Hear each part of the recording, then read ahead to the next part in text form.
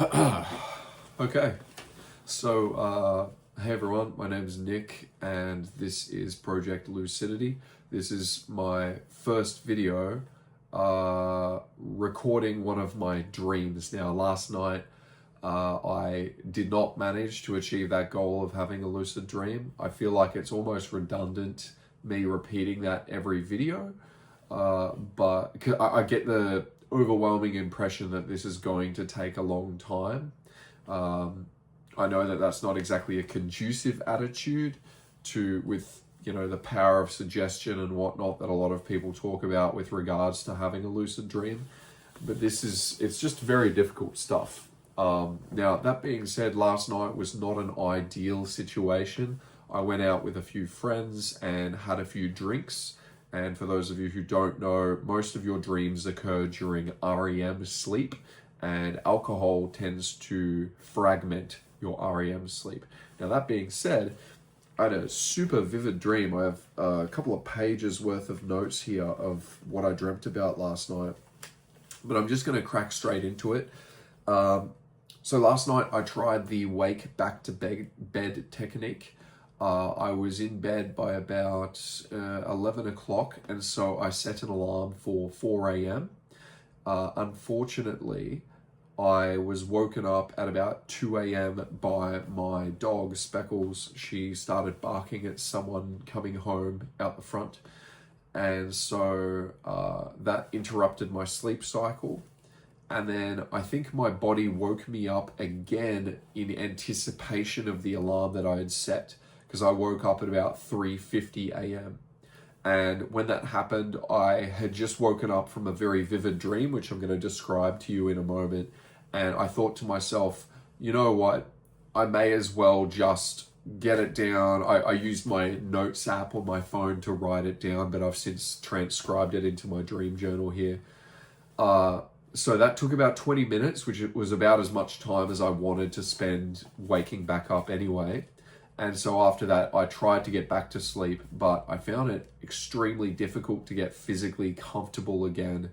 And I think also being on the screen of my phone put enough blue light into my retinas, woke my whole system up, and I know the point is to wake up and then go back to sleep, but I actually since found out from a bit of reading online that the wake back to bed technique is not exactly scientifically supported.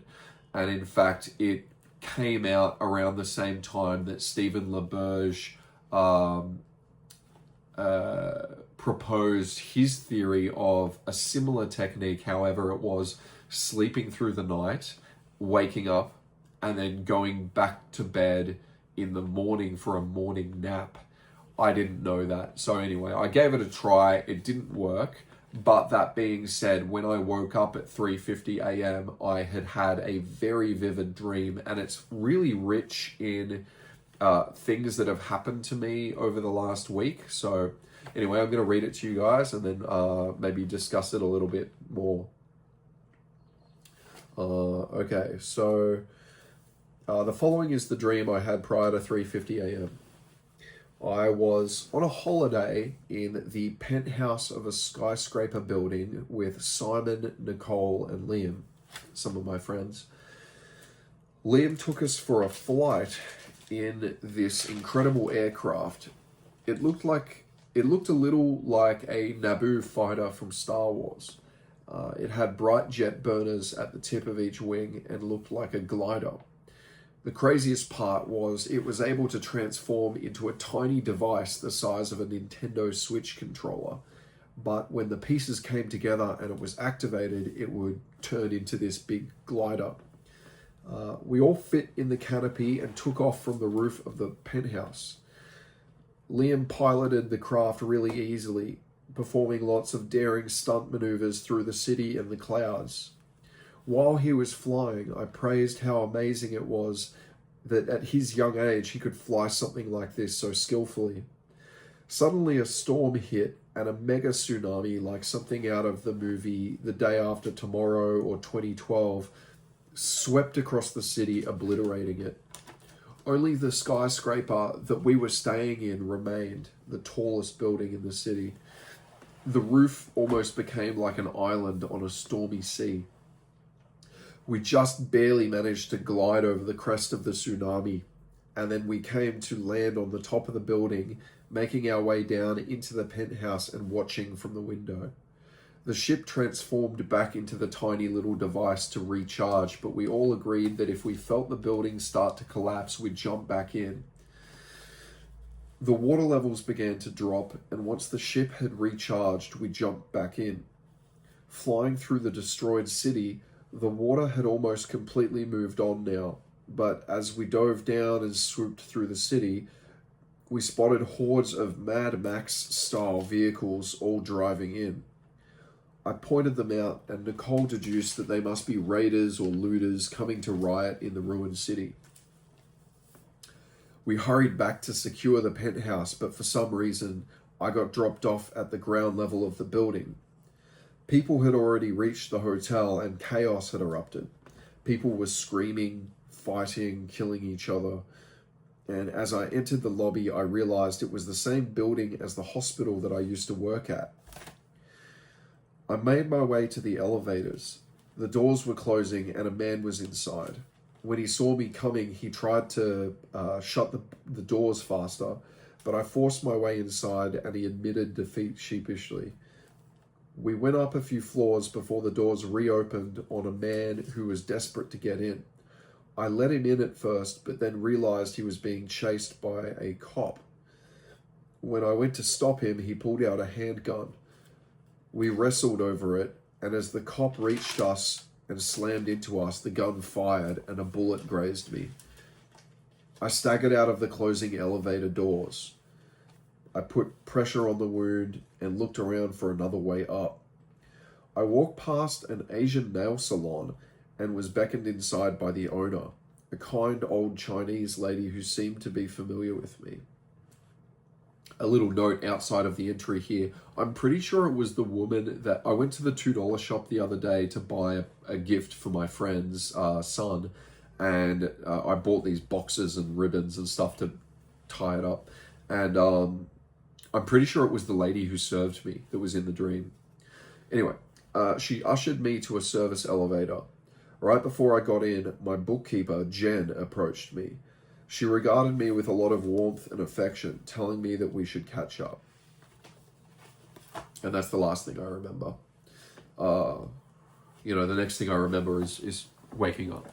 So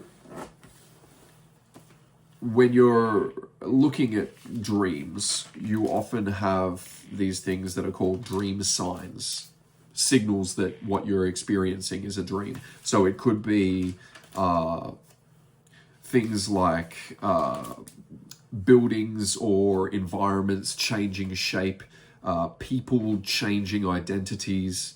It could be impossible things happening, like an animal talking, or a monster, or I don't know. Then you've also got things that are unlikely to happen, but still possible. So for example, this idea of my friends taking me on holiday with them, but leaving their other son behind, and me leaving my wife behind.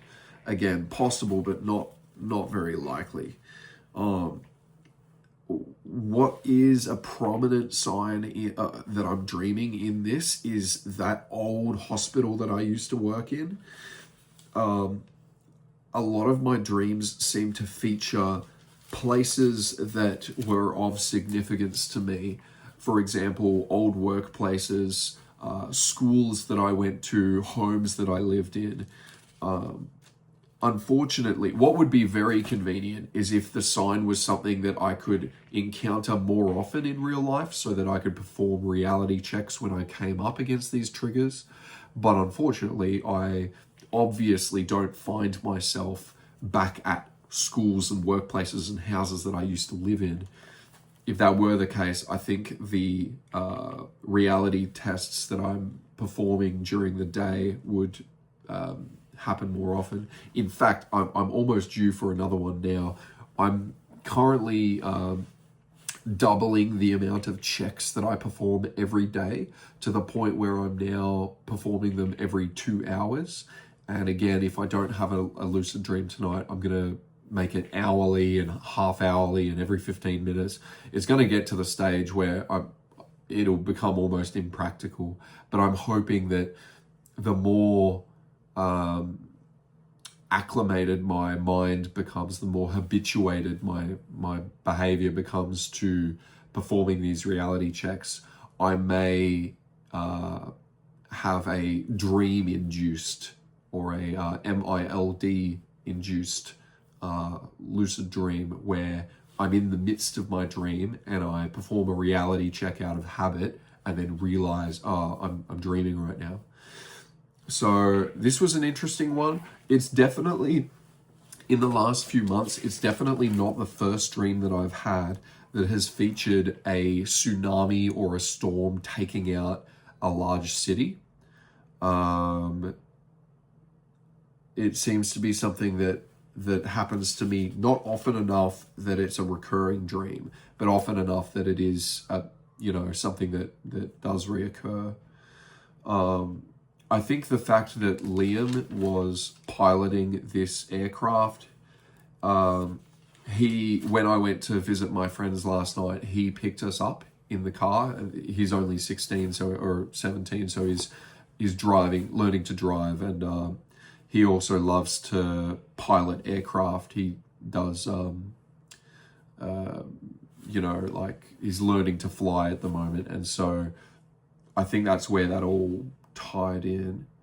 And then I met up with my bookkeeper recently, so the fact that she appeared at the very end, again, I think that's just my mind kind of regurgitating these things that have been in my working memory recently.